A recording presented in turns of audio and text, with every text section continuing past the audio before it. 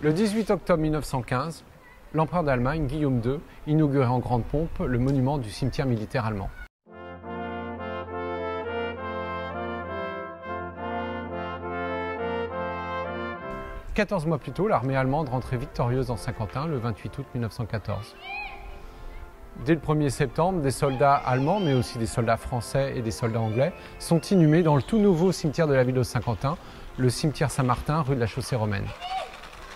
En novembre 1914, à l'occasion de sa deuxième visite à Saint-Quentin, Guillaume II prend la décision de faire ériger un monument pour commémorer, pour célébrer les braves tombés dans les différents combats de cette année 1914. Il choisit un sculpteur allemand, Wilhelm von Schneider, qu'il dépêche pour réaliser ce monument. Les 3 premiers projets sont refusés, une piéta, des pleureuses, des soldats français et allemands. Et c'est le 4e projet qui sera retenu, un monument de style antique avec 2 statues de soldats grecs en posture de repos. Le 25 mars 1915, Guillaume II, le général von Bülow de la 2e armée, le général von Neber et le maire de Saint-Quentin, Arthur Gibert, se rencontrent. Le projet définitif est fixé et quelques mois plus tard, la ville accepte de cofinancer la construction de ce monument à hauteur de 25%, la moitié étant financée par l'empereur et le dernier quart par des officiers allemands en place à Saint-Quentin. La construction du monument est relativement rapide, elle a lieu durant l'été 1915 et au début de l'automne. Arthur Gibert est informé le jour même de l'inauguration, c'est-à-dire 3 heures avant la cérémonie du 18 octobre 1915.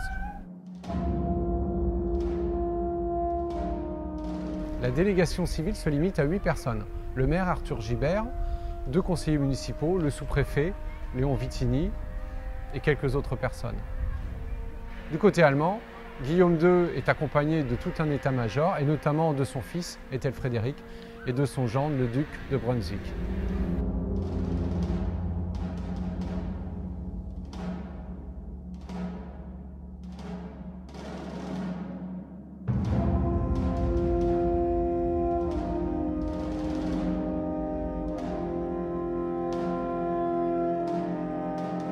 Après la revue des troupes par Guillaume II, suivent 25 minutes de discours.